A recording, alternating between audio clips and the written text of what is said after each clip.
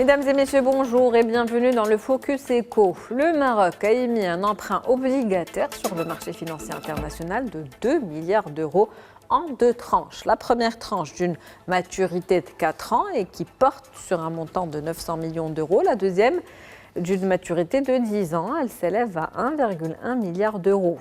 Le carnet d'ordre a dépassé les 7 milliards d'euros, l'occasion de diversifier les sources de financement du Maroc et d'établir de nouvelles références sur la courbe du crédit du Royaume du Maroc. Et on en parle avec M.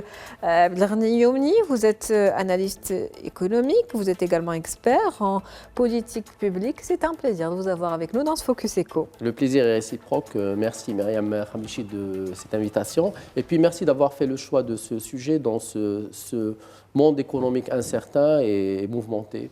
Un sujet important qu'on va essayer de décortiquer ensemble, de vulgariser aussi un petit peu pour le public. Donc, quand on dit que le Maroc émet un emprunt obligataire de 2 milliards d'euros, qu'est-ce que ça veut dire concrètement ? Alors, premièrement, ce n'est pas le premier emprunt obligataire à l'international. Souvent, le Maroc émet des emprunts obligataires au niveau national. Et souvent, ce sont des institutionnels bancaires qui interviennent et d'autres aussi. Mais un emprunt obligataire international, c'est la 3e fois depuis 2015. Donc, on a eu en 2019 un premier emprunt, puis on a eu en 2023 et en 2025. Alors, la spécificité de l'emprunt de cette année 2025, c'est qu'il est émis en euros et pas en dollars, alors que les premiers qui étaient de 3 milliards et puis de 1,5 milliard étaient en dollars. Justement, pourquoi le choix de l'euro ? Alors le choix de l'euro, vous savez que quand il y a l'émission, nous on n'a que la date le 26 mars 2025, donc une sortie d'emprunt obligataire à l'international, mais vous savez que les experts marocains, mais aussi avec d'autres experts internationaux, ils travaillent pendant des mois pour préparer. Donc il y a beaucoup de choses qui se font en amont.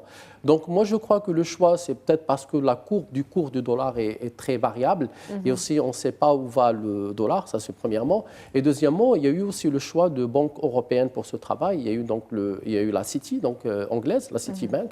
Il y a eu la BNP Paribas et aussi Deutsche Bank qui ont travaillé et pour trouver des investisseurs et institutionnels européens. Pourquoi faut-il émettre un emprunt obligataire sur le marché international ? Alors, c'est une très bonne question. Les emprunts obligataires, c'est souvent pour des financements d'infrastructures ou budgétaires pour des besoins, pour boucler des budgets ou pour faire des importations. Alors, Dieu merci, pour le cas du Maroc, le Maroc n'émet pas des emprunts obligataires internationaux pour importer des céréales. Ça arrive dans des pays. Pour importer aussi ce qu'on appelle des importations incompressibles, c'est-à-dire des importations qui sont obligatoires, comme les médicaments. Donc il y a certains pays qui vont émettre un emprunt obligataire international pour financer des besoins de consommation. Le Maroc, non. C'est pour soit des investissements publics, et là on est dans des infrastructures et à la préparation de la Coupe du Monde 2030, mais on avait fait des sorties parce que les finances publiques marocaines sont réputées d'être saines, ils ont un rating qui est très positif de la part de Standard & Poor's, de la part de Moody's, de la part de Fitch, on est sur du BB+, donc qui est très positif, avec une stabilité financière et des finances publiques soutenables. Donc on fait des emprunts obligataires parce qu'on peut les faire dans la durée, et on profite de taux beaucoup moins volatiles que des taux variables qu'on peut trouver dans certaines banques. Et puis, on profite aussi de la notoriété que nous avons au niveau de la stabilité financière du Maroc. Et puis de la confiance. Le rating, c'est la confiance. Mais ce n'est pas la confiance, c'est la confiance sur la stabilité politique, sur la stabilité financière et puis sur la gestion macro-prudentielle sur le retour de l'État. aussi de l'emprunt. Bien sûr, de l'emprunt, parce qu'il y a des pays qui sont plus risqués. Aujourd'hui, la note du Maroc est meilleure que la note de la Grèce, est meilleure que la note de la Tunisie, est meilleure que la note de Nigeria, par exemple. D'accord, donc un financement pour les infrastructures, dans le cas du Maroc, Bien sûr. Et peut-être au niveau budgétaire également ? Non. Dans notre cas, c'est vraiment les infrastructures. Alors, donc, regardez, quand vous avez un pays comme le Maroc qui est capable d'augmenter la dotation, touristique à 10 000 euros par personne, c'est que c'est un pays qui a suffisamment de réserves en devises pour financer son économie et pour faire ses importations. Non, c'est vraiment un emprunt obligataire que plusieurs pays font, comme des pays européens ou des pays en Amérique du Nord, qui peuvent faire pour faire des financements d'infrastructures qui vont être financés dans la durée avec des rendements qui ne sont pas très élevés, qui sont de l'ordre de 3,8, 3,9 et qui ne sont pas très élevés. Donc, par rapport à des emprunts bancaires classiques. Donc, au vu de notre cas, c'est pour les événements, certainement. Oui, pour des infrastructures. Alors, là aussi, moi, je vois ce que vous voulez dire. En fait, il ne faut pas comparer le rendement de l'infrastructure avec le taux de rendement qu'on va payer. C'est souvent inférieur. C'est-à-dire que si vous allez financer des infrastructures, par exemple, routières, comme des autoroutes, c'est pour le LGV qu'on va avoir entre Casablanca et Marrakech, si vous voulez, l'amortissement, il se fait à long terme. Alors que sur le moyen terme, on peut avoir une rentabilité qui est inférieure au rendement qu'on paye. Justement, comment se calcule ce taux de rendement? Alors, vous avez, si vous voulez, vous avez ce qu'on appelle le Libor. Le Libor, qui n'existe plus aujourd'hui. C'est le taux moyen de toutes les banques de la City. On arrive par exemple à 3% et on rajoute ce qu'on appelle, on rajoute une marge. Et ça fait, si on est à 2,75, on rajoute une marge de 0,25, on va être sur 3%. Voilà, c'est un petit peu ça. Et concernant ce taux de rendement par rapport à cette émission ou cette opération, est-ce que c'est un taux qui est compétitif par rapport au marché international? Oui, aux taux qui sont il est calculé, pratiqués au niveau du marché. sur ce qu'on appelle le taux moyen interbancaire international, sur les banques qui ont travaillé, plus un spread. Le spread, c'est la marge. Et oui, il est compétitif par rapport si on avait emprunté au niveau du FMI, au niveau de la Banque mondiale ou d'autres institutions. Est-ce qu'il y a moyen de savoir si un emprunt obligataire est réussi? Oui, il est réussi quand on arrive à payer. Et par exemple, pour le Maroc, donc il y a eu des propositions qui sont égales à 3 fois. Donc, ce qui a été fait, puisqu'on est arrivé à. On a demandé 2 milliards, on a eu une proposition pour 7 milliards.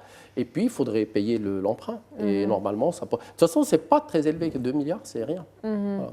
Et quel lien y a-t-il entre emprunt obligataire et dette? Alors, la dette, oui, il y a un lien entre l'emprunt obligataire et la dette. Alors, si vous voulez, ça rentre dans la dette extérieure du Maroc. Et donc, la dette extérieure au Maroc, elle est à peu près de 64 milliards de dollars. Donc, c'est une dette qui peut paraître élevée. Mais dans cette dette extérieure, il y a une partie publique, une partie privée.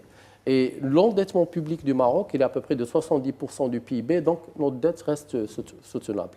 Soutenable, Ouais. donc plus ou moins stable. Oui, oui. Comment cette levée de fonds peut soutenir aujourd'hui le développement économique? Non, elle ne soutiendra pas le développement économique. Non, ce n'est pas suffisant. Voilà. Non, ce n'est pas dans le développement économique. Le développement économique, oui, il y a beaucoup d'économistes qui parlent aujourd'hui, mais en fait, ils pointent la dette. Ils ne pointent pas on ne s'endette pas pour se développer. Mais normalement, la dette extérieure peut permettre le développement quand il est orienté privé et quand il permet de créer de la croissance économique supérieure au taux du crédit, ce qui est logique. Par exemple, si vous êtes investisseur immobilier, vous allez emprunter à 8 et vous avez un taux de rendement de 14, vous avez 6% de marge. Donc, si la dette extérieure est orientée vers le productif et la création d'emplois, c'est oui. Et c'est ce qu'on essaie de faire? Non, parce qu'on ne sait pas le faire. Non, on ne sait pas le faire. On essaie quand même? On essaie.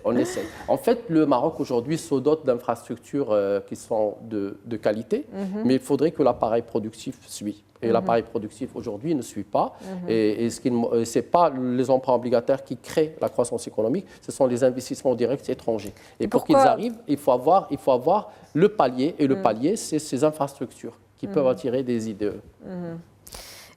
On peut dire en tout cas que cette opération s'inscrit dans la stratégie globale à long terme du Maroc en termes de financement. Le Maroc a décidé d'organiser la Coupe du Monde, la Coupe d'Afrique. Il y a des externalités positives, de touristique, de notoriété du Maroc, de voir le développement des infrastructures, de voir que le Maroc est un pays qui est leader sur le continent africain.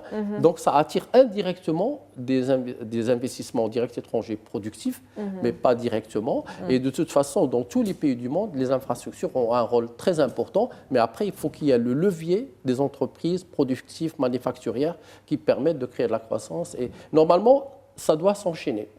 Mais qu'est-ce qui bloque justement au Maroc aujourd'hui en termes... Ce qui bloque, c'est les réformes... de productivité. En fait, les réformes de la formation professionnelle, les réformes de la formation d'ingénieurs, les réformes de l'université recherche et développement. Donc c'est un cadre... structurel, réglementaire qui pose problème? Non, c'est vraiment la volonté de faire ce que le Vietnam a fait, qui a attiré 40 milliards de dollars l'année dernière, d'IDE.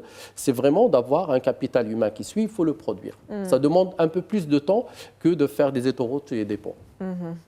Quel risque aujourd'hui, ou existe-t-il des risques associés à un emprunt obligataire de manière générale? Si ça peut exister pour des pays comme des pays qui ont de toute façon, les pays qui sont surendettés, qui sont pauvres, soit on va leur prêter à des taux très élevés, et normalement, en général, l'emprunt obligataire, c'est non. On va leur prêter différemment, pas par l'obligataire. Par exemple, au niveau du continent africain, les seuls qui peuvent émettre de l'obligataire, vous avez le Nigeria, vous avez l'Afrique du Sud, vous avez le Maroc, vous avez quelques pays, mais vous avez des pays qui ne peuvent pas le faire. Par exemple, l'Angola ne peut pas le faire, il est surendetté.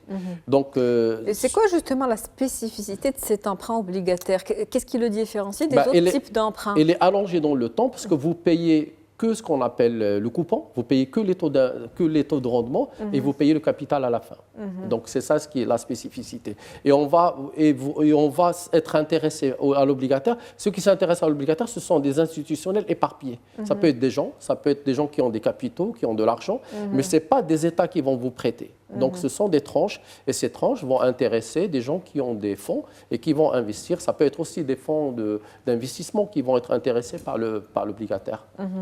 Merci en tout cas à vous, Monsieur Abdelghani Youmni, pour cette analyse et ce décryptage. On comprend un petit peu mieux la situation grâce à vous aujourd'hui.